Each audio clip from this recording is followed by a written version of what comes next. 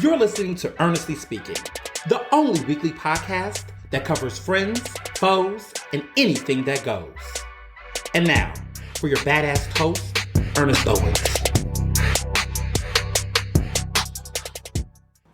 And we're back for another episode of Ernestly Speaking with your host, Ernest Owens, myself. So this is a special edition episode, and I think some of y'all might be surprised that I did it, or not. But I was like, you know what? Yeah, this needs to be a special edition.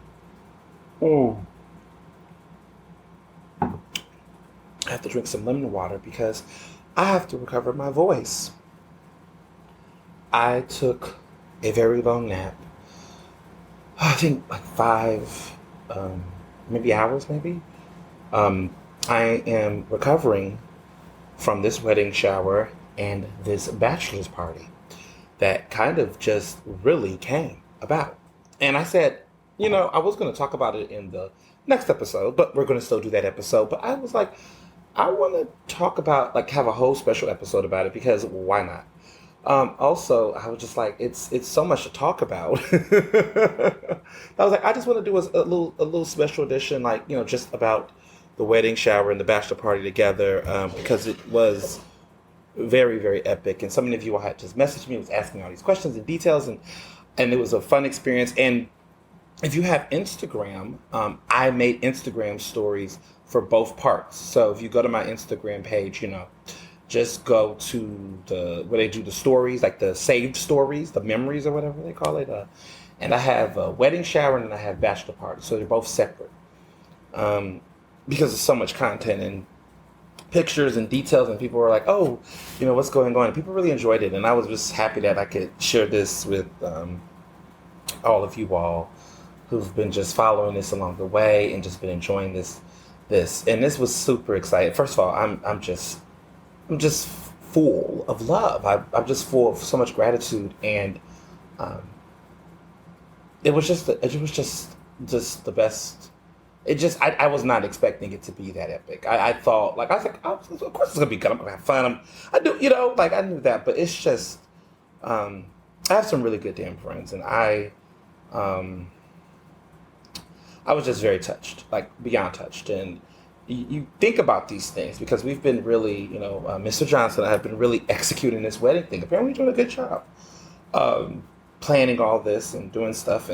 But it was just a nice weekend. This is the first weekend, I don't know how many years, that I don't think, this is like the first weekend I think in a long time I haven't had to pull out my wallet for a damn thing. At all. Like nothing. Not incidental, not a snack. Like I have not used my like credit card or anything or debit card or whatever like this entire weekend. It's interesting, just in a good way. Like I'm just shook. I'm like, I didn't have to buy nothing, like anything. Like everything was like literally covered. These people are incredible. So, where do I start? First of all, you all listen. You all are going crazy about my mom and my folks. And they listen, you're giving them big heads, y'all cutting up on this damn social media. Y'all cutting up on this Twitter, this Facebook, this Instagram, you know, about my mom. Y'all like, oh my God, that's your sister. Listen, y'all losing your minds. Which she lives for it. Like, she lives for you all, like, doing the most. And I'm just like, oh my God. But no, it's so much fun. It's like weird. It's overwhelming. We went to dinner on Friday, Saturday, Sunday. That was her first time going to Friday, Saturday, Sunday, as you all know. Which this kicked off the weekend, I guess. And this was when she first got in. She loved it. She thought it was great. And we was getting ready for the wedding shower. So wedding shower was on Saturday. How do I start this? I mean, I guess we'll just start from the very beginning. It was fucking great. We had the Ethical Society in Rittenhouse. Yes, it was the Ethical Society in Rittenhouse. And it was lovely. Lovely. We had the room, we had the whole space, we had the main floor, the main, like, ballroom. It was decked out. Miss Dawn catered it. And she always caters like our big events and things. And she was phenomenal. Black woman-owned business. She does events in Jersey. She does events in Philly. She's the queen. They did a really great job catering, and they even made us a special charcuterie that we didn't even realize that she gifted us, which was an E and B, the and sign. It was the E and B with the and sign, and it was like a huge like charcuterie in between. It was fabulous. We didn't take a picture because we were so greedy. It was it was like a gorgeous layout. The food, okay, was everything. It was a Cajun soul food brunch, so there was like shrimp and grits, and it was like lots of shrimp. And I remember, talk like when we were talking to the caterers, like we want like real shrimp and grits. Like I need there to be shrimp because I'm so used to going to restaurants sometimes, and you know how they'll give you like 4 pieces of shrimp at some of the brunch places. And they just think shrimp and they treat the shrimp like it's a side dish, and they think the grits is the main dish. It's supposed to be both. That's just how I grew up. But anyway, they had lots of shrimp. People enjoyed their Cajun shrimp. We had this was so cute. We had these breakfast and waffle kebabs. So like mini waffles, like a fourth of a mini waffle, and a chicken piece of fried chicken. It was like in between like kebabs, and those were a hit. They were phenomenal. We had bacons, all different types of bacon and sausages, because people, it was pork bacon, turkey bacon, all the sausages and the bacons, because I know people have different appetites. I'm talking about what was also on that plate. We had little mini quiches, like different types of those. Oh my God, we had a croissant that had chicken salad stuffed in it. And at first I skipped the croissant. It's like, oh, I don't need too much bread. And then someone said, did you have one of these? I said, what are you talking about? It was stuffed with chicken salad and the croissant. It was delicious. Let's talk about these drinks. So Mr. Bartender Barry made 2 cocktails that were hits. Straight up hits. And he did a non-alcoholic drink. He did a lavender lemonade that was not alcoholic.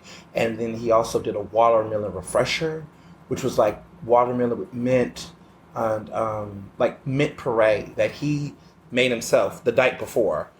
And he had like a mint syrup, and he's just incredible. He's just an incredible fiance. Like, first of all, I was like, you're working. He didn't want no one else to bartend his own wedding shower. He didn't bartend them, but we did was they were pre-made. And then we had a big old Prosecco, Rosé, like garden of like mini bottles. Like over 200 bottles, I think, of like mini Proseccos and Rosés from different brands that were all in this big old bucket. And we kept refilling the bucket, and the refresher. I mean, we had enough liquor on deck. Let me say this. Okay, I want to continue with the food part real quick. What else do we have? We had a bunch of fruit spread. It was gorgeous. We had a bunch of other trinkets and snacks and bits. The food was phenomenal. There was just lovely black women and men that were catering the event and serving. They were, just tremendously accommodating to everyone. It was a gorgeous, gorgeous food spread. But let's get back to this liquor. So we've never had a wedding shower before, and I think Barry and I have never been to a wedding shower before. So we didn't know what wedding shower was about, but apparently we had the best wedding shower most people have been to. Because it was not a dry wedding shower. So apparently the straights have dry wedding showers, meaning they don't really do liquor because people don't want to pay for it. And I get it. I wouldn't know what would it be like to pay for liquor. I mean, fortunately I'm engaged to a man who owns a bartending business. But I was hearing about this with my good Judy Monica, and we were just talking. She's like, you all are doing it right, because a lot of wedding showers don't do liquor a lot of times, wedding showers, and even baby showers. But Judy makes it, the woman who's having the baby probably, she can't drink, so she probably like, you know what, I can't drink, none of y'all can drink. I think my mom had liquor at her baby shower, but also my my parents, I think, were like, they probably did still make drinks. I can't remember. It was like, yeah, I don't know. Did we have liquor at that? I couldn't drink, so I don't know. But I've never been to a wedding shower before. One of my close friends, Kenji and Tiffany, that was an engagement party, and we was drinking there, but that wasn't a wedding shower. And there was liquor there, but they were also not the straights too, right? They were a lesbian couple. So I'm thinking, I've never been to a straight wedding shower, but apparently a lot of people don't do liquor because it costs a lot of money to do liquor. So they either do like a little bit of wine or a beer or something, but they don't really go in. So people were just super shocked by how we just had the well running of not only liquor, but like these crafted cocktails. And we even had stuff for people who don't drink alcohol. We really had a great non-alcoholic beverage that was a super success, and everyone was super elated and drank to their heart's content. I know I did. I didn't do too much because I was told before the big old festivities to pace myself. Everyone told me to pace myself. My wedding party did. So I made sure I paced myself, which is good. I'm happy I did that. Like I had no problems with drinking because I did pace myself. Plus, I had, living with a man who can make incredible drinks. I taste tested those batches the night before, so I had a good old sip. And it's like fun because like when everyone eats it and stuff, I kind of feel like I made a joke yesterday. I was telling my friends I could be, if I was a novelist and did a novel, it would be called The Bartender's Husband. Like how I think it's The Zookeeper's Wife. I think the one of the books are called like something like that. Like just was like the try and sample cocktails, and love and passion. So yeah, the drinks were really good. And I was just shocked to hear about this with wedding showers. Also, so our whole wedding shower flow, it was from 11 to 2. And we basically just drank and ate in fellowship. We didn't play games. The straights apparently play games at wedding showers, or, we're saying wedding shower. Like I guess everybody calls stuff bridal showers. Like, well, I use gender neutral language. It was a wedding shower. People play games at wedding showers. We didn't play any games at all.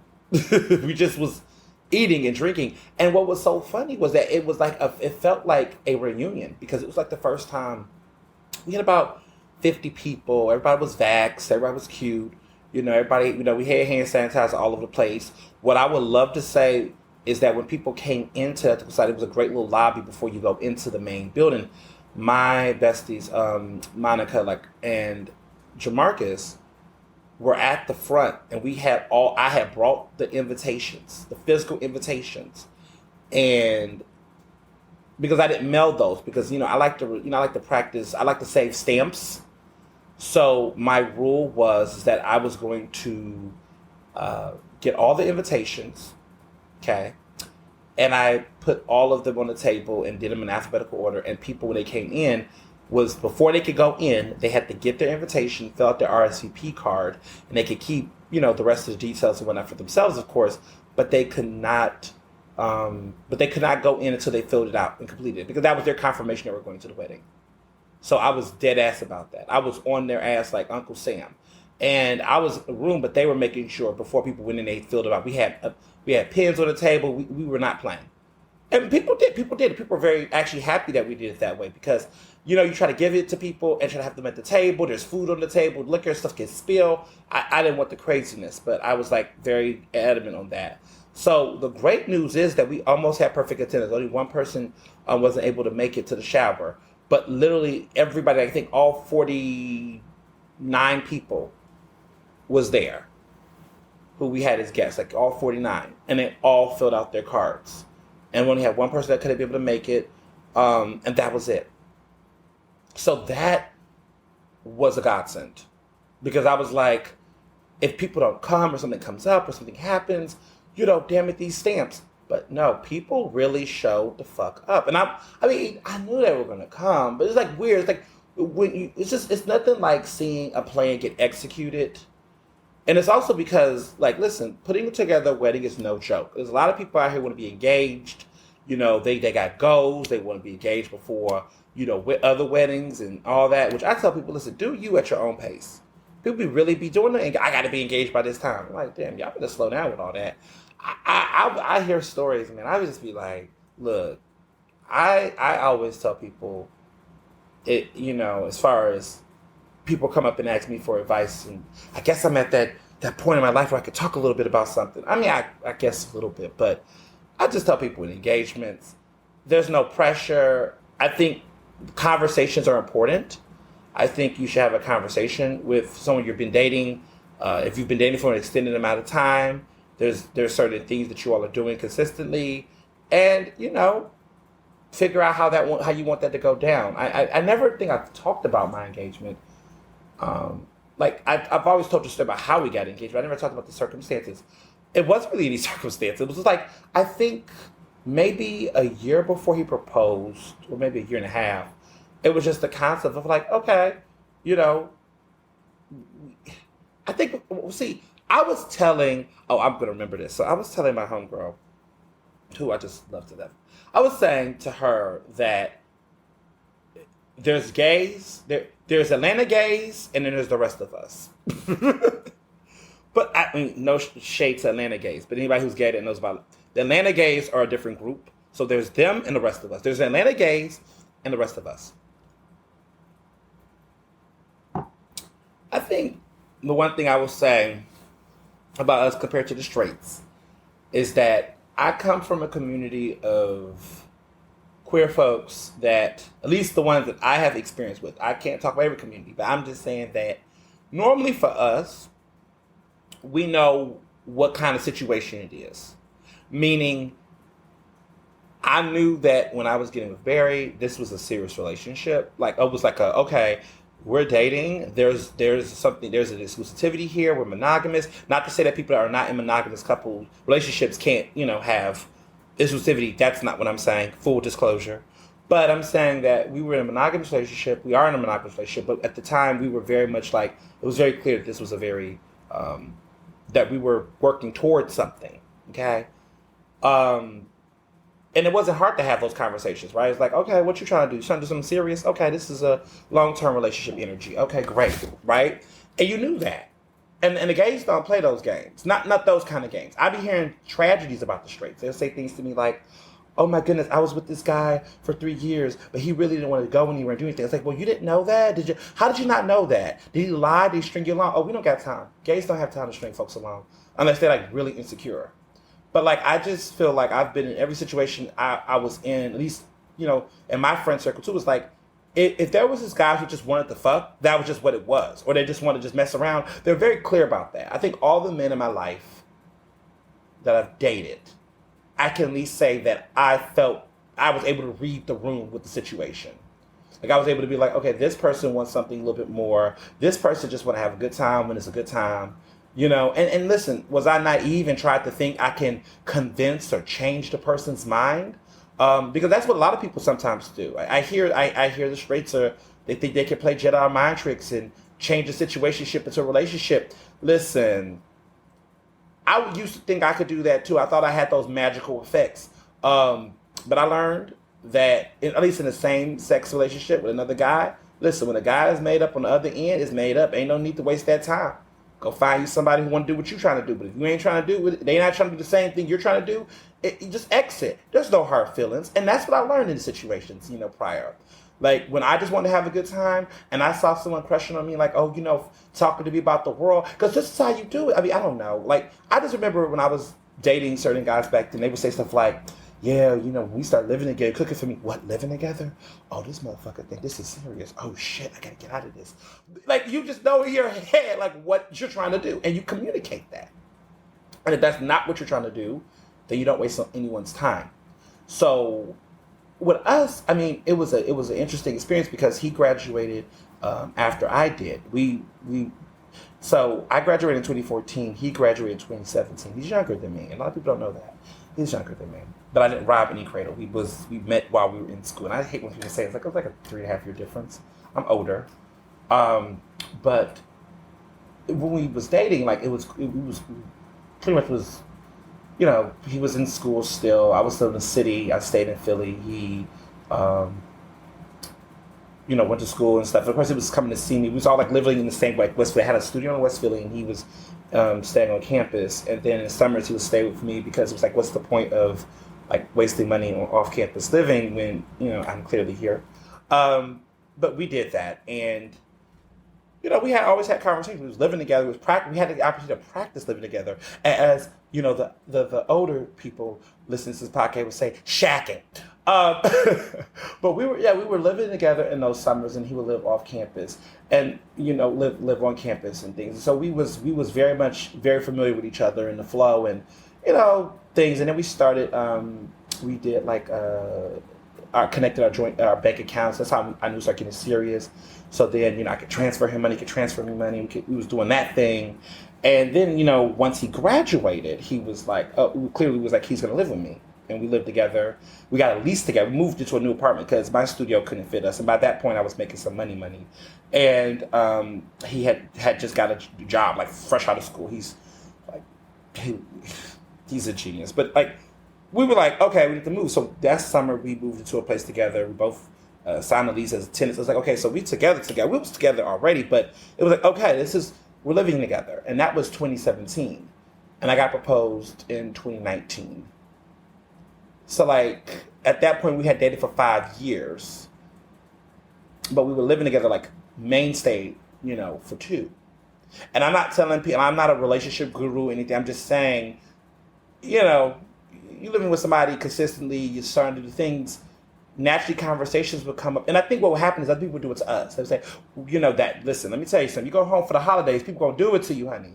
They're gonna put it, but we never had, it was never like a pressure. And that's the thing about, like, I hear these stories, like I listen to what's the song Beyonce has, Love on Top, where, first of all, that's a cute song, but if you listen to those lyrics, y'all, get into the lyrics of Love on Top. Me and my maid of honor, Amanda, was listening to this. We've been talking about this song all this weekend, about how like problematic this song is. It's a cute song, but listen to it. It's not the kind of love I would want. Seriously, listen to Love on Top. Like, listen to those lyrics. It sounds like a woman who basically went through everything and back just to get this man to finally claim her ass. It's a press song. Beyonce loves a good old desperate love bop. She really do. We're going to grow up one day and start listening to Beyonce's music and really unpacking these lyrics. And we're going to realize that, yes, Beyonce's a fabulous, incredible entertainer. She's one of the best entertainers in modern history. And we're going to look back and we're going to talk about these songs growing up. It's almost like, like I think about my, parents and older folks and how they listen to those old school songs and they just thought those songs were hits. But then you listen to them, like for example, Until I Let Go. Y'all love some Until I Let Go, which I love too. The original version. Sorry, Beyonce. But Until I Let Go is a bop, right?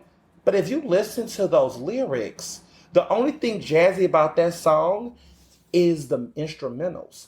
The actual lyrics is sad. This is a man who keeps talking about all the good times he had with a woman or whomever. I mean, you can really, and he's missing her, and he wants to do all these things before he finally says goodbye. And it's a very like, damn, this is a sad song. This is a breakup. It's a sad little song. But the music makes it sound upbeat, and so no one's actually paying attention to what's being said in this song, even though it's kind of self-evident. But I'm just going into a tirade, but I digress. But I'm saying that these relationships cannot feel forced. It was a very natural, organic time, and when he did it, how he did it, the significance of the day I got engaged was Christmas Eve, which is my coming out day. I came out to my family Christmas Eve, and where we did it at was in Houston at the Gerald Hines Water Falls.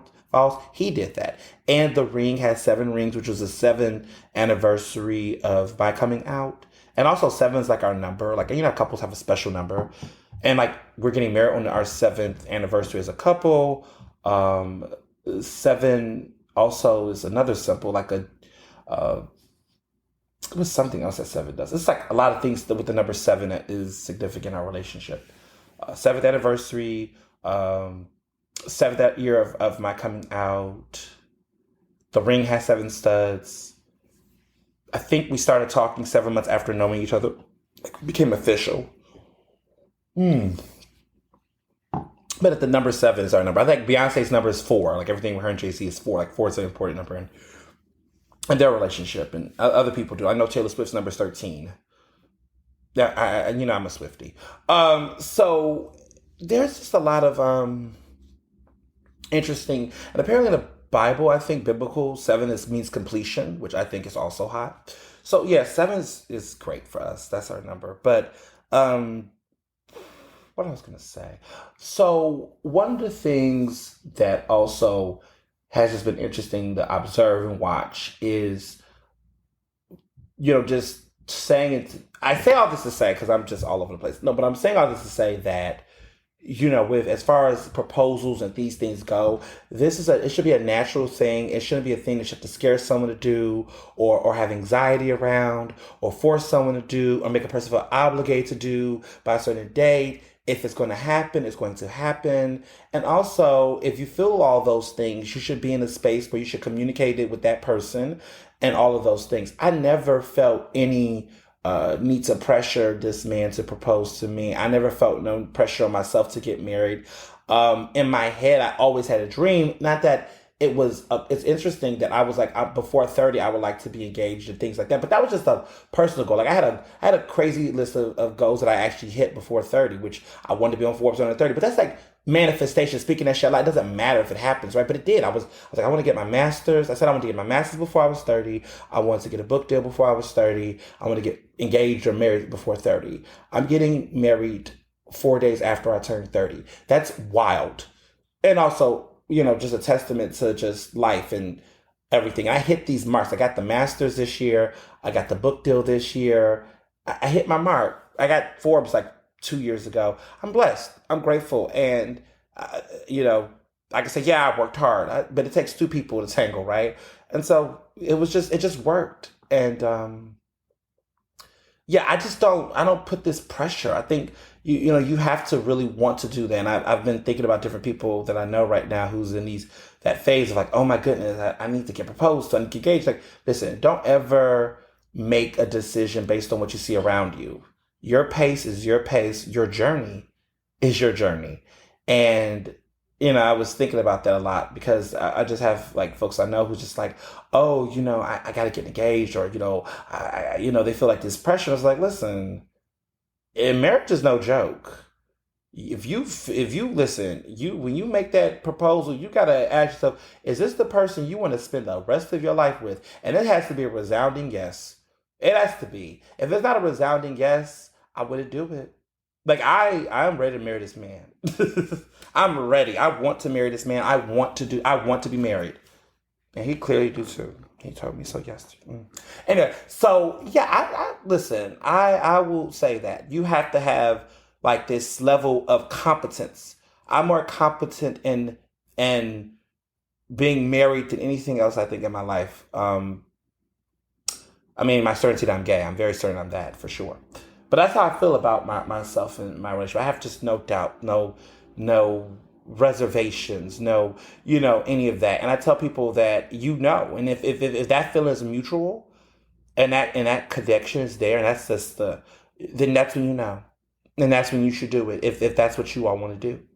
I tell people that I just feel like it shouldn't be this fear tactic, this you better do it, or I'm not going, And listen, if that person is not on the same page as you on doing it and they have apprehensions or reservations, but that's something you want and you feel like you're not going to get it, then maybe, it's okay to say, look, we got love for each other, but we don't have love the way we thought we did. And that's okay too. I've had to tell people that like years ago. I remember a situation that was like, it was very opposite of mine. And I was like, look, because listen, I'll say this about the gays. I love my gays, but y'all love to get engaged. My gays love to get engaged. Okay, they there used to be a joke about one subset of the community. They say, listen, they meet the girl the next day in the U-Haul. Y'all know who I'm talking about. And that's the joke they say about lesbians. They'll be like, oh, lesbians will fall in love, meet the girl at the club, and the next day get a U-Haul and move in. Like, listen, we love hard, us. Okay, this community loves hard. But some of y'all, I have folks I know, my mates, they just be engaged. Like, they get engaged like it's a thing. Like, for them, engagement is the commitment part. Like, they get engaged to me, so that's when I know I have to be, monogamous and exclusive with them, right? Like, engagements are treated a certain way. I tell people, too, about engagements. You can get engaged to somebody all damn day, and engagements can break. And now I'm hearing that the straights got this new trap where they propose to the person. Some of the guys do. They'll propose to a woman, and they do that as a way to shut her up about commitment and all this. We'll do all the we're engaged and do the whole scene and all that claiming, and then like 2 years they let the shit die, or 3 years they let the like they basically let it fizzle out, and then when they break up they just break up and the engagement breaks too. But they'll just do all of that to give her quote unquote her moment. Ah, the patriarchy sucks. Um, but I've heard stories about that. But anywho, because I just had to just go on this rant because I just thought this was just like it just I was feeling it, okay, because I've just been having some conversation with people about this, and people looking at me like I want to do that, I want to get engaged, I'm trying to get my man. I was like, you got to get him. No, don't get him to do shit, okay, don't get him to do anything that y'all don't want to do. It's a collective effort. So I told this man, the words of Celine Dion, if you ask me to, like that's how my mentality is. I would if when he was going to propose and he was ready to do it, I was going to say yes whenever he wanted to. And so he got on his knee and he said, will you marry me? I said yes, and did not hesitate. It was perfect. And he did it right. He called my mom, my parents were there, the bear witness to it. My friends knew in advance, except my two closest friends, my best man, because he knows they listen. They can't hold water, y'all. I it just was good that he told the people he told, because I would have found out, they would have leaked it to me in some way. But it was good. It was everything, and this wedding shower was everything. Everyone, what I liked about the wedding shower, it was so many things I liked about the wedding shower. It was just a fellowship of all of my friends from college, friends I've been friends with for like over 10 years now. I'm like, damn, we're getting old. Like, I started college as a freshman in 2010 at Penn, and now it's 2011. And I still got my friends like Kenji and Tiffany and Nina. And, my friend Samantha was in LA. Okay. She knows. Nina knows. I'm going to strangle her.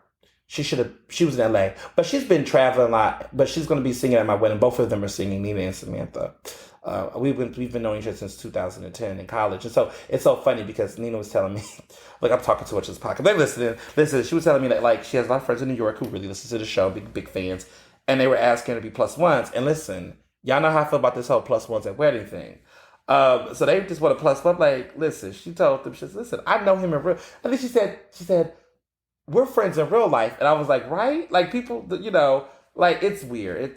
It's funny when my friends tell me, quote unquote, celebrity stories, or like how their friends or people that know them, like, are hype about me in a way that's not like, I gotta know, like, everybody knows me. It's just, I'm don't be fooled by the rocks that I got. I'm still Jenny from the block, yeah, or Ernie from the block. I used to have listen, I'm not J Lo though. I mean, well, I do like, J Lo's fine when she wants to be. So yeah, she was telling me this, and I was just like, yeah, right. But I was just like laughing at her about it all. But I was very happy to see her. I was happy to see my friend Farah, who is also engaged, and their engagement was cute and classy. He proposed to her in the Four Seasons, and they've been together for a minute. So she was there. My friend Tia's was there.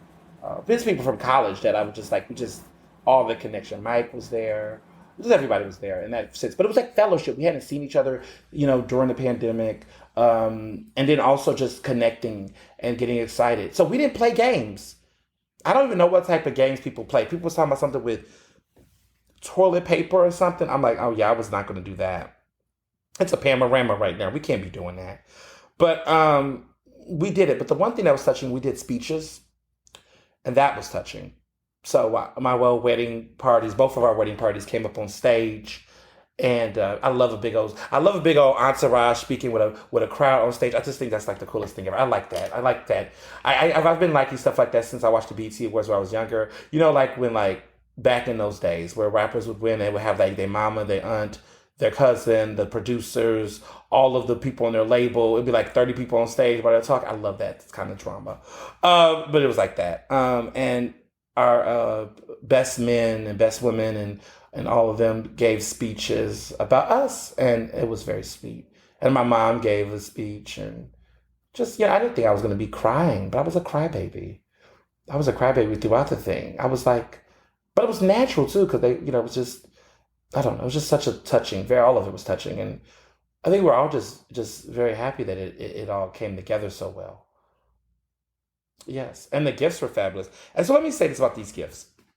So I told people that our wedding registry, like, okay, so Barry and I, or Mr. Johnson, I have a wedding newsletter that we produced together. It's cute. We pick pictures out from over the years we've been together, and we send out these like really cute newsletters to our attendees, and they're like detailed, and they're detailed down to the max. Okay, like we tell people all the details because we just think about all the weddings we went to where we had so many questions and we didn't have enough answers, and we just are thinking that like we got a whole fucking newsletter, and people eat it up, and it's so much fun. We always change out the layouts and the color schemes and the pictures, so it's like super super epic. So one of the things we did was like before the wedding shower, like the day before, something in me was like, we need to let people know what the vibe is, because I don't know. I've heard stories because one of my friends, again, we was talking about wedding showers, and I was like, I feel like I need to tell people what this is and what this isn't. So our dress code, or our encouraged dress code, even though clearly you saw my parents, they just said fuck my dress code, but that's what they do, right? That's what parents do. I said I was like, come fun, like I want beach wear. So that's why we had the beach shirts on. I didn't want it to be this very serious, people coming in blazers and all of that. Well, you saw who came in a blazer in that photo. No long gowns, coming cocktail. You saw who didn't do that. But I mean, when you're coming in there like you're the queen of the place, your folks come in looking like royalty. It was just a snack. It was just snacks, a galore. But she doesn't know any better. My mom doesn't know what that means. She says casual. Casual. She looked at me like, casual. Um, what's that? Mm. So everybody came. Yeah, it was like a beach vibe. Like everybody had beach shirts on, and it was cute colors and beach dresses. I love that people just was. I was so happy to see that everybody really wore the theme down, and that was like one of my favorite like aesthetics about everything. Like it was like a beach vibe theme. Like I know people go down the shore, so I wanted to bring the shore to the wedding shower. So a lot of people wore cute beach shirts and cute summertime vibes, cute looks. It was so cute. Black people just look good when we put on a dress theme. Black people kill it. Black ain't nothing like black people following a dress code. Not at like I'm not talking about Steak 48. I'm a mess. I'm talking about like for themes for parties. We just do that shit. Like I don't care. Black folks love a good masquerade party. Okay, old school black folks love a good masquerade party. They love they love an all white party. Don't tell them about an all white party. Black folks love an all white party, and they will all white it down. Everything from the shades to the shoes. I mean everything all white. Necklaces, jewelries, bracelets. Okay, like black folks love an all white party, and of course, an all black party, all black everything. People love that. But we love a masquerade ball too. And the jazzy masks, people love them some that. Okay, don't tell them masquerade. They love a masquerade party, black folks, and clearly this cookout vibe, this beach party, something like that. They love that too. So it was good. It was fun to see people just really like follow the theme and have fun. I saw lots of florals and prints. That was like the whole mood, which I was happy about, because I just was like, oh, I don't want people to feel like they have to go like they feel like they're going to the Oscars. That is going to be the wedding itself. It's going to be like the 95th Academy Awards. Like it's going to be that kind of energy. But yeah, people were that. I told people we were eating in advance because I wanted people the appetite to like, because some brunches, it's like light bites. This was like, real food. And I wanted people to know it was buffet style. And I thought that was important, just tell people what the food situation will look like, what the liquor situation is going to look like. So people can know that, right? So they can know, should I Uber or should I drive, right? So I thought that was important. A lot of people said, thanks for telling us about the liquor situation, because they were going to drive because they're so used to, because again, the straights are having dry, wedding showers.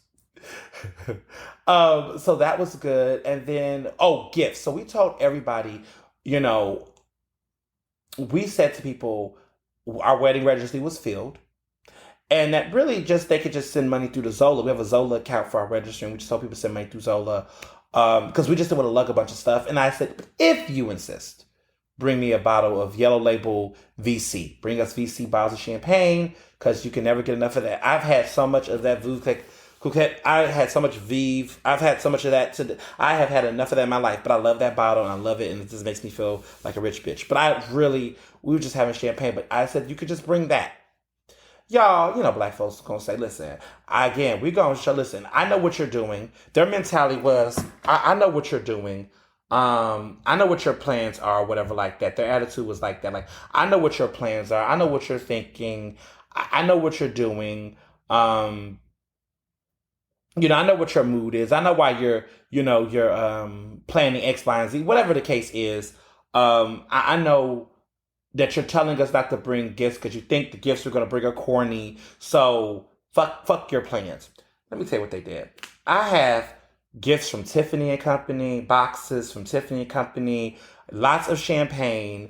Folks came with a bunch of really, really thoughtful gift cards because, like, I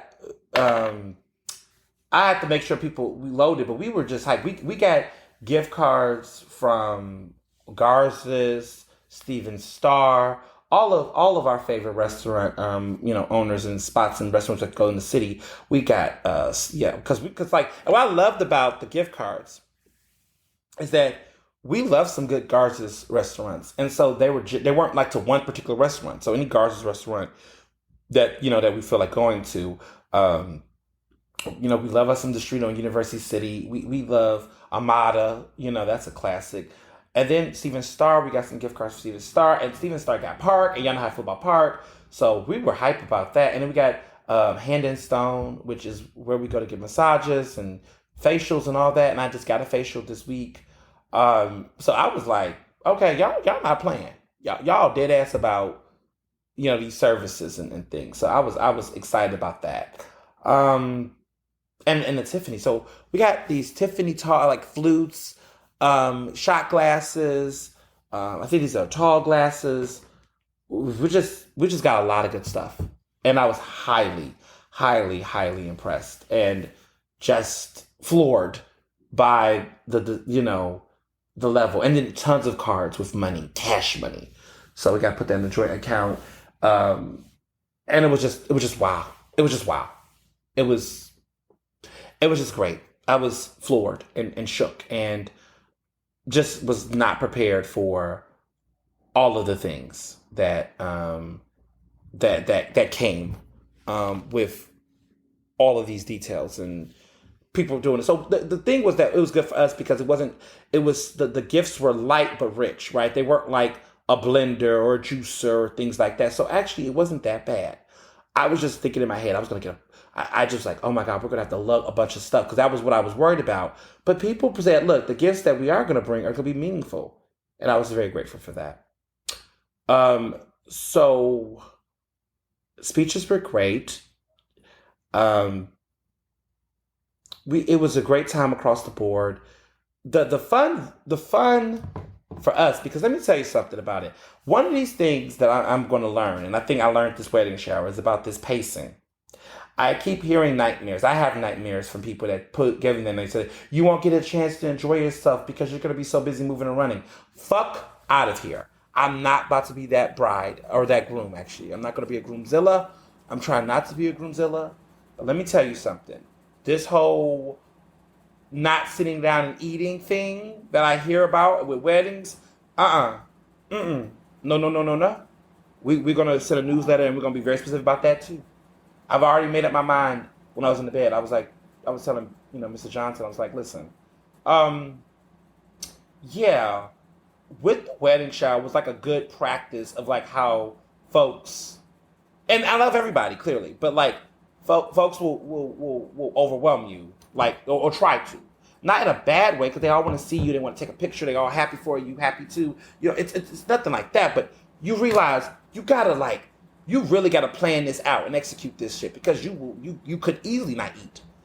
And so one of the good things we did, and first of all, we got a day of coordinator, which for the wedding, which I'm super excited about because we definitely needed one. And they have an assistant. We have a team that we hired, not our friends. And we talked about this throughout other podcast episodes. Like, it's just important to like have a team of people you are paying to do a service, because people like to make their friends and everybody do all these different things. I don't want to be that friend. I don't want to burden my friends. They want to, the wedding party, they have their duties as, maids of honor and things, but it's different when you have coordination and planning. I don't want my friends to be event planners. They're great at planning. They would listen. You would have thought that after this execution of this wedding, this bachelor's party I'm about to tell you about, that they could do that business and create a business on the side. But really, y'all, I'm just happy to have a day of coordinator, okay? Because the wedding shower, we didn't really do all that for the shower, of course, but just, I'm happy because I'm not moving, I'm not ripping and running. I think my mindset is that, well, Mr. Johnson was, listen, we talked, he said to me, he was like, look, how are we going to do this whole situation with picture taking and all this stuff for the wedding? And I was like, that's a good question, because we do need to think about this. Because what happened was that at the wedding shower, we had to literally carve out time to sit and eat, which we did. And when we had our table, and we sat with our parents, and we ate. And people were coming to us, and I looked at them with a glare. Like Meryl Streep in The Devil Wears Prada. I had a Miranda, I looked like, look, I ain't eating. And you can tell people, see, black folks know. So that's the thing, I'm working with black people too. Like this wedding, it's a mostly black wedding. It's a big old black gay wedding. So black people know, they know when you give them that look, like, they see you with a plate, they're like, oh, they're trying to eat. Let me leave them the fuck alone. But I realized I'm going to have to create that thing. We have to set these marks, because if we don't, we'll just, because we're the type, listen, I am the type person, and I'm getting better with it, because when I've gone to events and, because I go out, people just stop me in the street and want to take a picture. And I love that. I love taking pictures if I have the time to do it. But, I could get lost in the sauce real quick. And I'm getting better at that, like realizing, okay, I can't talk to every single person. I can't kiss every single baby. I have to move expeditiously to my next destination. And so that's what I'm learning. But if I'm in the zone and I'm feeling the vibe and it's cool, I just do it. I remember, I'm not going to do a Hollywood thing, but I remember one time this person talked to me and they just really just wanted to take a photo. I was like, in my head, I was like, we don't got to talk for 5 minutes. Look, I know you want a selfie. Let's do the selfie. And then let me, get on my way. You don't got to be nervous, but it's, people, I get it. I've been there. But, I've realized with this wedding, I got to figure out how to do some of that, and Mr. Johnson got some ideas himself. So one of the things he proposed, which I think we're just going to just do, because I don't know any other way, we're going to do all of the photos as much as we can at the cocktail hour after the ceremony, because we will be outside. We're not going to do it at the reception itself, because we're going to want to eat and be in the moment, and we're doing the speeches outside at the cocktail hour. So the cocktail hour following the ceremony is going to be outdoors, and it's going to be that time where we're going to nibble on these hors d'oeuvres, but we're just going to take pictures, get it moving, and just go and go and go. Because at the reception, we just want to eat and be in the moment. We're going to make our rounds and talk to people at tables, but this is the opportunity to take pictures. We don't have time to do long speeches, because the wedding party are going to do their speeches, which not everybody in the wedding party, let me be clear. But, we're going to have our brief speeches, but we're going to also make sure that will be the time for us to take pictures. We can't not having a gross conversation. We could do that at the reception. When we go to the reception, we're going to sit down and we're going to eat that lovely food. Because let me tell you about the food, y'all. The food is fucking fabulous. We did the tasting this week, and we confirmed, and we are having a miso glazed salmon, honey. First of all, this is not your mama's quick fix salmon that they're putting in a dish. This is a wild caught, big thick steak. It's a filling dish, and then we're gonna have the this really we're gonna have a short rib with this very rich demi glaze that is like this real elevated. Like I can't describe the glaze. It's just very robust and flavorful, and it's like got this nice, strong like red wine boost to it. And it's juicy and tender, and it's just oh my god, it's so good. The short rib.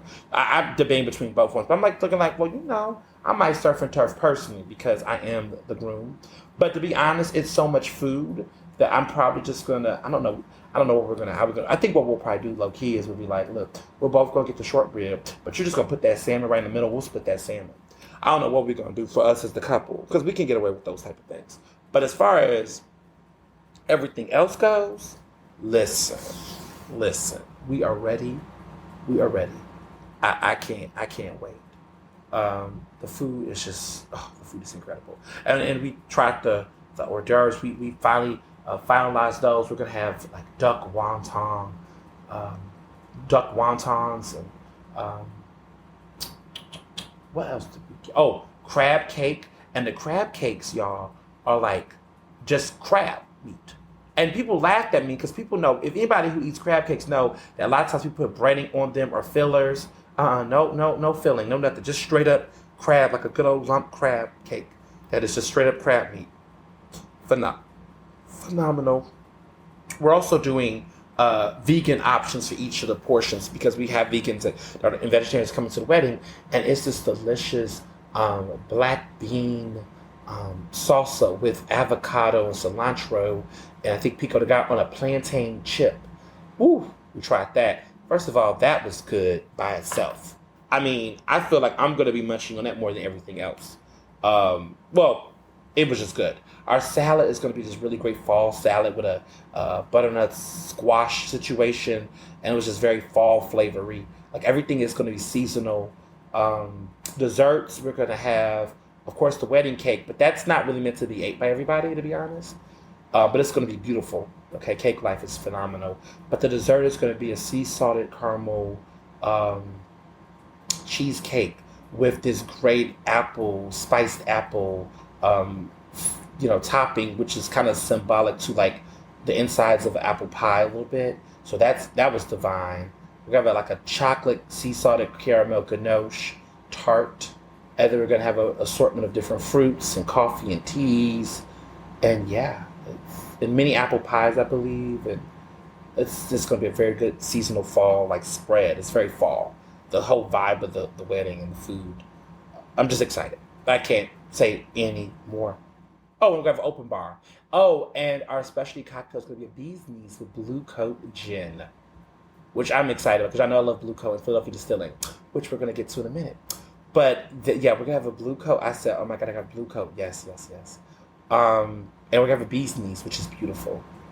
And get it bee's knees, as in Mr. Johnson's, Barry. He loves a bee's knees. So that's cute. So we're gonna do that. What else? Yeah, we did the tasting. Food was phenomenal. So we're gonna eat. So the plan is cocktail hour is going to be, we're gonna do the speeches at the cocktail hour. And we're going to do photos at the cocktail hour. The cocktail hour is gonna be, we're gonna take photos. People could tell us congrats and things, all that, but we're really just going to take that time to really just keep it light, get our photos in, because it's going to be that great outside lighting, and it's going to be a good time to just be cute, take our pictures, do our thing, and then at the reception, I just want people to enjoy the food and do their thing, and then we're going to make our rounds at each of the tables and just talk and do our thing. And I think the way that the lighting is set up at the wedding for the reception, I'm trying very hard not to give all the crazy details, but it's not good we could do selfies and flashes, but I really don't want to do any standing photos that night. I just want to really just enjoy myself. And then there's the after party, and we're just going to just do selfies and no crazy pose photos, but just selfies and things like that, the after party. But if anybody want to do those standing photos and those cute photos, we're going to do that at the cocktail hour when we're outside. And that's going to be that opportunity. So that's what we planned. And mentally, that makes me feel calmer, that I have a visual plan in my head. Now, we know plans get ruined, but we are trying to do this. We really think this will be the best way, because the wedding shower was a really good test of like, if you don't, have breaks, there won't be any stops. And I keep being told this by everybody who's had weddings. I've had a lot of unsolicited advice, sometimes good, sometimes annoying. But I'm like, look, don't tell me that you won't be able to enjoy your shit. I'm going to fucking enjoy this wedding. And I have so far. And I'm going to enjoy the food. I'm going to not allow that to happen because I don't want to feel like it's a race. I don't want to feel like it's like that. And I've realized that. Like, the shower was great because in the beginning it felt like that. And I was like, nope, we're going to sit and we're going to eat. And everybody's just going to wait. And they'll be all right. They'll be okay. But I need to eat. And I want to, make sure everybody be moving and, being able to take a time to savor real conversations. There's people I see every day in my friend circle. And there's people that came out of town. And so I really pay a lot of attention to the folks that came out of town that I haven't seen every day. Because sometimes you be with your homies all the time. You're like, oh, yeah, I'm like, oh, wait a minute. So-and-so came from New York. I need to take some time to chat with this person, So it was just finding that balance and that vibe and that rhythm. And the wedding shower was a great filler to practice this because our wedding is like 100 people. So this was like 50 people. So it's going to be 2 times the ante. But we're going to try. We're going to try to do this. So, I'm excited. So, we're now in part 2, which is the bachelor part. This is when it gets wild. So, first of all, let me just, before I start, our wedding parties, both of those teams, okay, are like, I just, friends are irreplaceable. Friends are, they're just incredible. So, as you all know, they had planned to have a bachelor weekend for us, surprised us for the past several months. That we all agreed, since people were coming out of town, that they wanted to do it this time around versus before the wedding. Because, listen, I want to take that wedding week, which is also going to be my birthday week, to just relax, pace myself. We're going to be in a hotel for like an entire week. So it's a lot of different things that's going on and plans and stuff that's happening. And in my head, I'm just like, I need to make sure that I plan this, pace myself. So like that's going to be a time, like my friends are coming out of town. A lot of them are going to be coming earlier because we're going to have like, we got a hotel block and things like that. Actually 2 different hotels. We're wild, y'all. We like really have like, it's just, I love the drama of a good old wedding planning, right? This is just dramatic. But I'll be there for a whole week. My birthday is going to be on Tuesday, October 12th. So, and I'll be turning 30. So we'll just have this whole week at this hotel, one of the hotels, and then all of that. And it will just be going out across the city. So there's time to pace that. But for the bachelor parties, we said we want to do it on a before then, and everyone will be together, and it would also be, we could have it as wild as we want without people losing their breath or being exhausted the day before the wedding, which I thought was smart. Because a lot of people do this bachelor festivities before the wedding and everyone's lost their voice and everybody's going nuts. But this was just genius to do it this weekend. They're just incredible. And so the plan was that we would do it this weekend since the wedding shower was going to be here and everyone's going to be here anyway. And it was 3 months before the wedding, so that when we all come back together, everyone's like, they've gotten a chance to bond over Zoom and planning out here. It was just a great time. So the way they did it is that we both had our own separate events and groups. So my wedding party, of course, as you know, was myself. My man of honor is Jamarcus. My maid of honor is Amanda. George Weston Banks, my Geo's table, one of my favorite influences, is my wedding. My homegirl Sharon, my homegirl Lauren, Jessica. That's the main group, and they're a lovely bunch.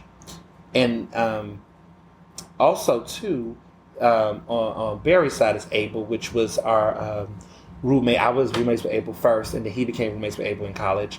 Katrina, who he worked with, Anthony, who has been his friend for years, Amber, who's awesome, Deanna, Brooke. So that's like our friend circle, our close wedding party, which is a good mix. They have lots of flair. And I don't know if you all like, the crazy part is that with the main wedding party, it's 7 people in our wedding shower. We both share a sibling in the group, but we have 7 people in our immediate wedding party, which is also another great thing. Because that number 7, anyway. So they planned out this party. Um, with the addition of other friends that we both were close to. So, like my good friend Erin Haynes, many of you all know her as Erin Haynes. Oh, that great journalist who on MSNBC all the time. She's just my boo, Erin. So she joined in with planning this and with the surprises.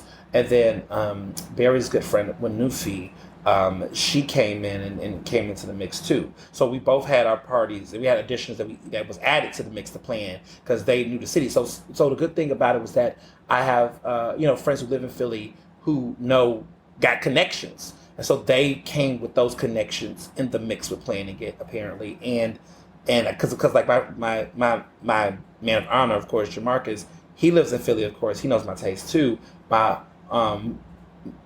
he's the man of honor. She's the maid of honor. Gender. Maid of honor. She lives in Richmond. She's getting her PhD. So she doesn't know. Well, we went to school in Philly and everything like that, but Philadelphia has changed over the years. So she didn't know like where the some of the hot spots were. So they collaborated on all the bells and whistles to execute this. None of the stuff was shared to me before. They just told me to pack a bag. They told me what kind of bag to pack and how to pack it, but they didn't really give me any details about what we were going to do. And so both of us did not know what was happening. Myself and Mr. Johnson came home after the shower, and we literally had only 2 hours to shower and other things. But we only had 2 hours because they had to immediately go to his group, and then my group came and picked me up in a black car, like a black Suburban type thing. It was like nothing but black cars picking us up the whole time. So that was kind of fun. Very fun actually, because I was like, what's going on? So the first stop we made was at Philadelphia Distilling. And y'all know I love Philadelphia Distilling. The Philadelphia Distilling is, like I always tell people, it's my second house. Okay? I'm always up in there. So they gave us a little VIP section, which I don't even know it was possible to create a VIP section at Philadelphia Distilling. But we took over the couch area. They even had the little velvet little garter. Like it was like, you can't step over here. This is a private party. And my mom and my parents came. Both of them came. We were sitting there eating, drinking. They had these cocktails. Oh my God, they had that Pennsylvania Punch, the Dutch Courage, which I stay away from because that's that barrel gin, which I appreciate, but I couldn't drink it. And then they had the East Side, which was a cucumber. Y'all know I'm a sucker for cucumber martinis. I was getting my full life. They had a spread, like a big old cocktail shrimp spread, jumbo cocktail shrimp spread, a vegetable spread, a fruit tray. Oh, and the meats tray with the charcuterie. Oh my God, it was just over the top. And I was like, wait a minute, this is just this is just the they said this is the warm up. This is a cute little cocktail hour at Philadelphia Distillery. I was losing it. I lost my mind. So next up, first of all, let me just say, everyone came in different clothes. I did switch up my outfits. My outfit themes were just an incorporation of mint, as you all know. That's my summer color. We switched out of clothes and everything like that. So then the next stop was dinner. Let me say this. They are crazy. They're crazy. We get another big back car, which I love Uber Black. They just was Uber Black in everything. So we get another Uber Black. This time we're in Uber Black, which was we just kept going these big old black cars. So I just love the drama of this. And we go to the AKA, which is the one in University City, which is one of my favorite places too. Like that's my other favorite place in Philly. Like that place, man. When I listen, I realize I have a specific type of taste.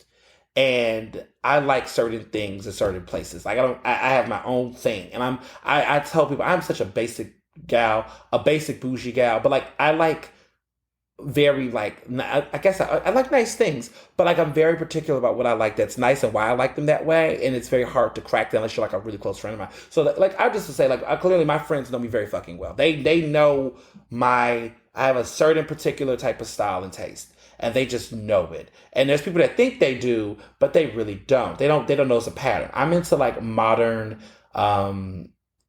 excellence, modern elegance. That's the best way to describe me. I'm not an old school elegance. I'm a modern elegance. And that's a very type of style. I guess that's my aesthetic. And they just knew that. So we go to AKA. We're on level 28, which is gorgeous.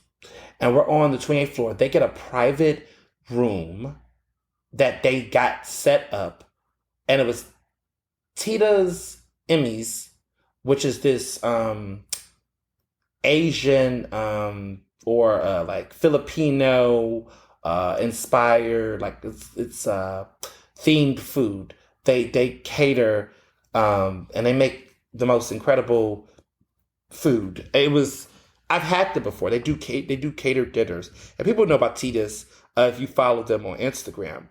But they are incredible. They make private dinners, and it's cultured, and it's decadence, it's elegance, it's remarkable. And they make Filipino American comfort food, and they do supper clubs and pop ups. And so I've always been a fan of them for years.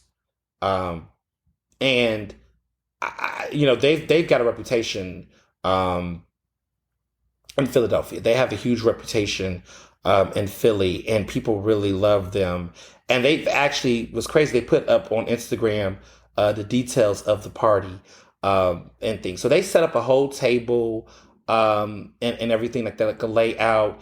And they did a private dinner, and we had the view of the entire city through level 20. We had the whole view, and we had this beautiful table that was decked out and decorated to the nines, y'all. Drama. And we had like a four-course dinner that they had for us with an open bar where they made these great cocktails, and we had wine, and it was just so sophisticated. So sophisticated.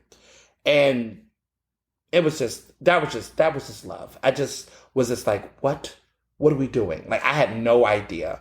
And the pictures are fabulous, and the food was just crazy. I mean, we had these cod tacos, and then we had these delicious wings with that sauce.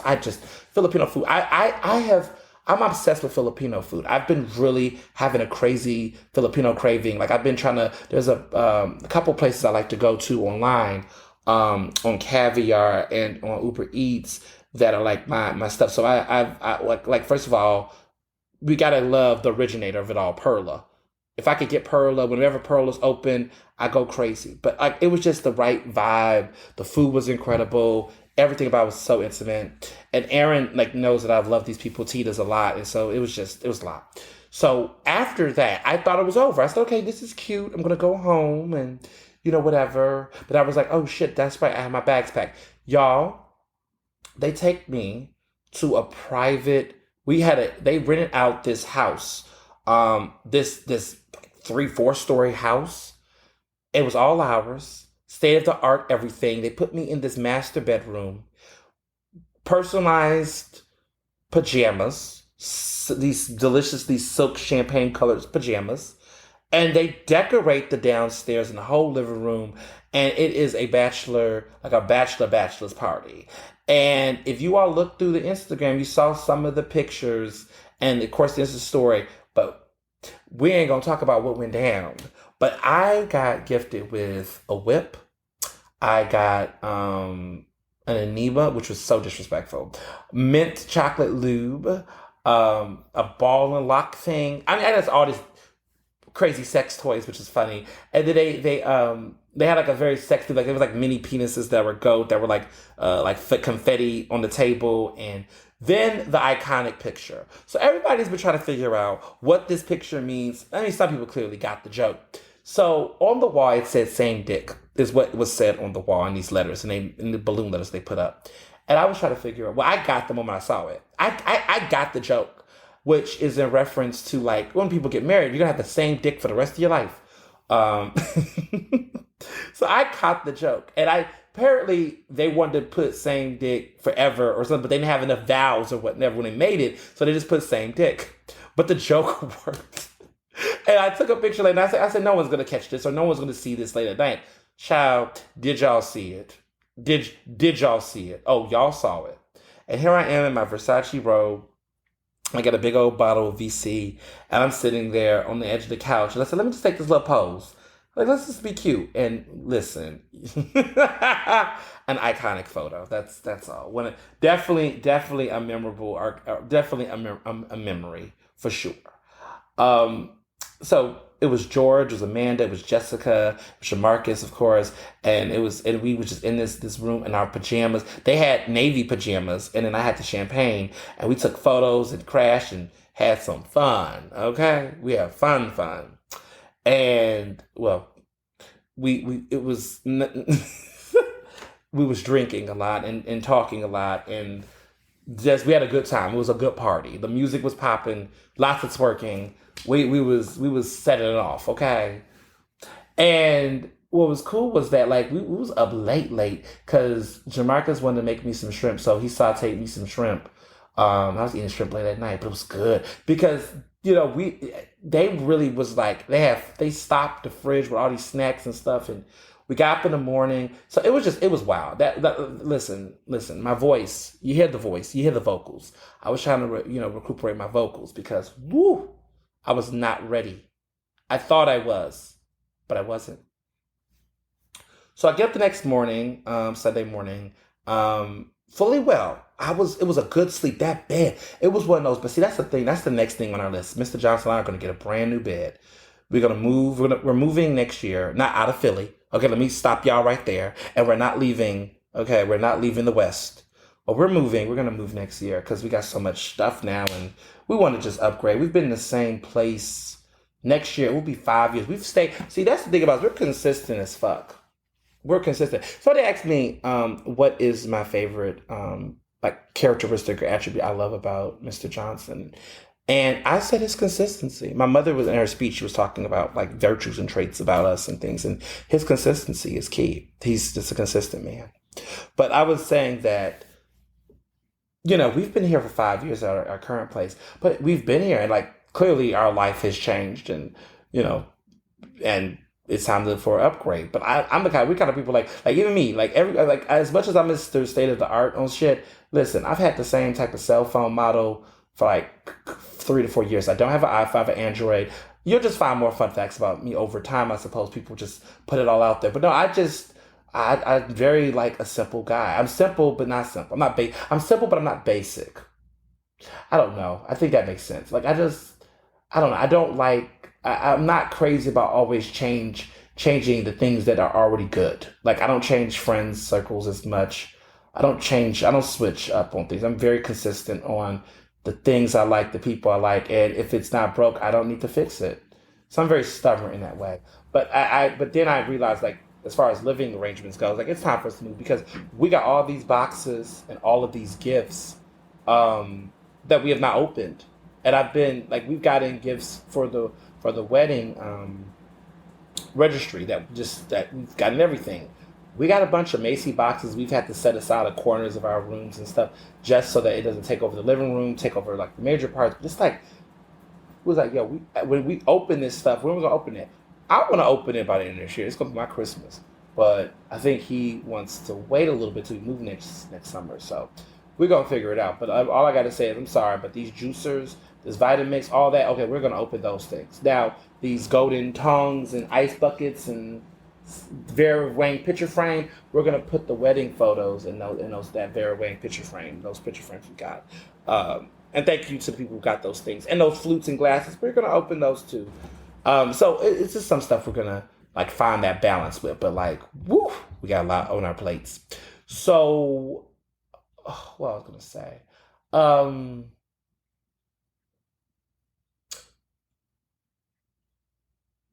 The bed was good. I slept well. I was able to do some emails to catch up on emails, which was a godsend. Um, and then we had another surprise. The next surprise was the big grand finale.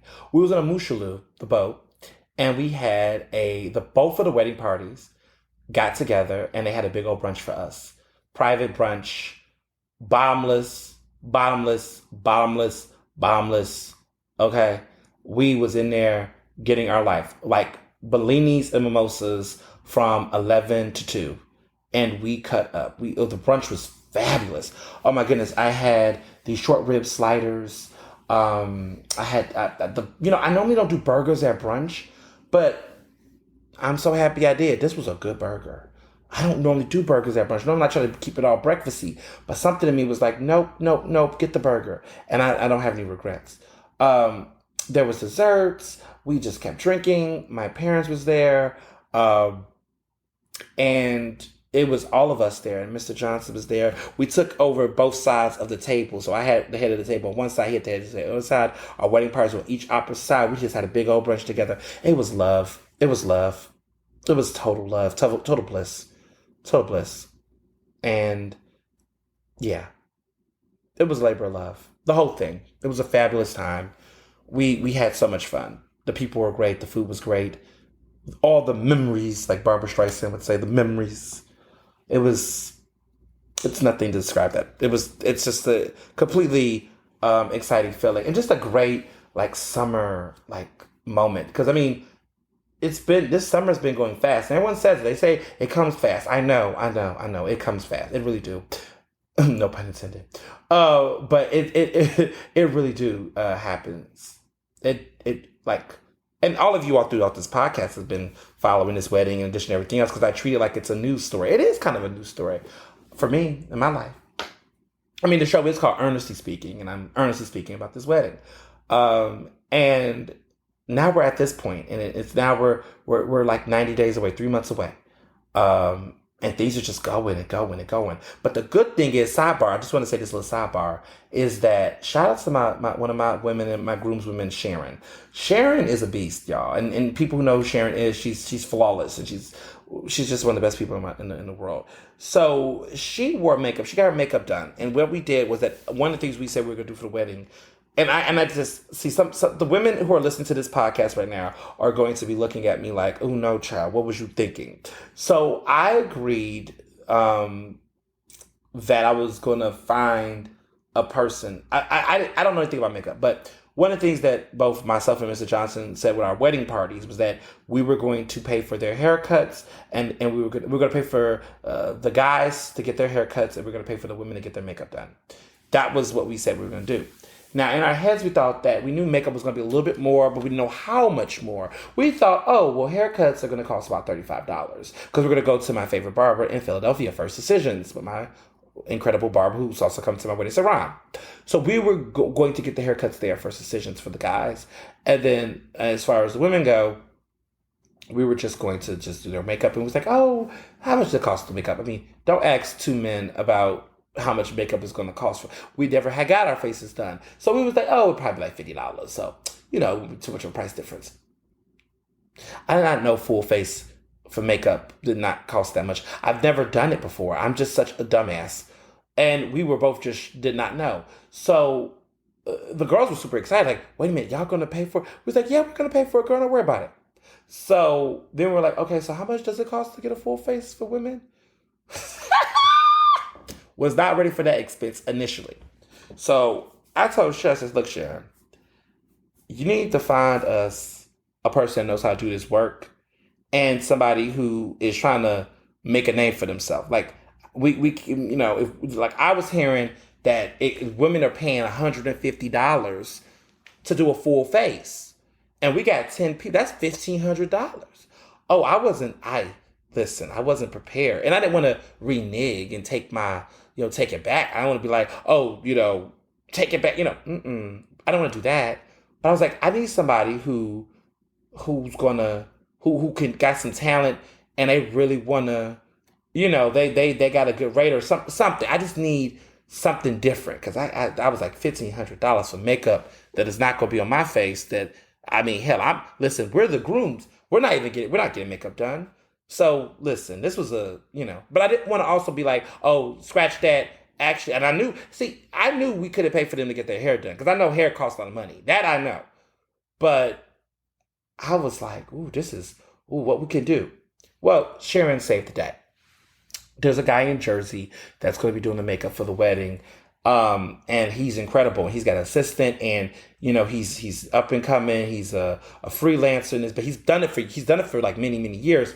But he is trying to build and get the exposure to a big, huge like high level. And he's like, look, we're gonna promote you. We're gonna listen.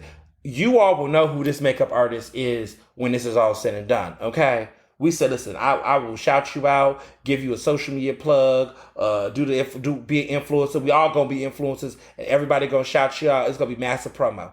Okay, we go. How do we barter? How do we use influence to help? All. So when it was all said and done, Sharon got her face done by the makeup artist at the day of the shower. And the thing was that if she liked the makeup and she looked good in the makeup, then we would use him. And if she didn't think it was that good, hey, look, she'll pay him. No hard feelings. We would have to find someone else. Well, she looked fabulous. Like, he killed it. He made her look good. And he was able to do so in a very good process where it wasn't going to take for hours and, long time. So he slayed. Okay, he did the work. And she was able to talk him. He was willing to do it for $750 for the 10 faces. Y'all, I'm forever grateful. For anybody who knows anything about makeup and all of these things, we got a really good deal. He hooked us up. And I told her, where's his PayPal, his invoice or whatever? I'll give him that, and we'll throw him that, and we'll throw him a $50 bonus, a $100 bonus, whatever. We were just so shocked that it came. She was able to get that done and get a low rate. So just random fun fact, but shout out to her and just shout out to just this artist, and I just can't wait to see all of the glam and glitz. But I say all this to say that the weekend was fabulous. It was perfection. I could have asked for a better experience. We could have asked for a better shower. Mr. Johnson's wedding party, what they did, I wasn't a part of those festivities, but they did rock climbing. See, that's a whole different. Well, we're like night and day when it comes to some of our tastes, but we like food together. We love drinks together, but like some of our activities different. But he did rock climbing. Could you imagine my ass trying to do rock climbing after a wedding shower? But he did. Now he's worn out. He's sleeping. He's enjoying his weekend, okay? But they did rock climbing in Philly. And then they did this Italian dinner, which was fabulous. They did wine, this painting and wine thing, and he's got this pretty picture of him. I said, look at you being a Picasso. He painted like they was doing the paint by the wine, and they did the Italian dinner. I said, look at them having a very good, mild-mannered, classy affair. Meanwhile, my friends got us working at 2:00 at night, talking about same dick. See, it's just a different type of group. But no, it was fun. I he had a really good time. I want to see photos. We're very photo, so all our photos everywhere. But I got a chance to see some of the photos at our brunch with everybody. But it was just such a good time. I love everybody. I'm just great. And then I have to get back to work and writing a book. But it was just a great escape. Just a good moment. I really wasn't on my phone, which was awesome. I broke a little news, but we'll talk about that in the next podcast episode. And I just was in the moment. Like, I really didn't do. What I loved the most is that they took my laptop and they took my stuff, and it was all in the other room. So, like, I never really had access to my laptop. I had my phone, of course, but, like, I didn't spend any money. It was just a great weekend. I was like, we could just do this forever now. But it was great. It was so fun. And yeah, so that's how we had this weekend. I thought this was going to be a shorter episode, but, listen, y'all like the length and y'all enjoy the chat. So until then, be well and be best. Ernestly Speaking is recorded in Philadelphia, Pennsylvania, and can be found on Apple Podcasts, Google Podcasts, Spotify, and SoundCloud. To stay up to date with the latest on the show, follow me on Facebook, Twitter, and Instagram at Mr. Ernest Owens. Use the hashtag Ernestly Speaking to tell me what you thought about this episode, and check out my website at ernestowens.com.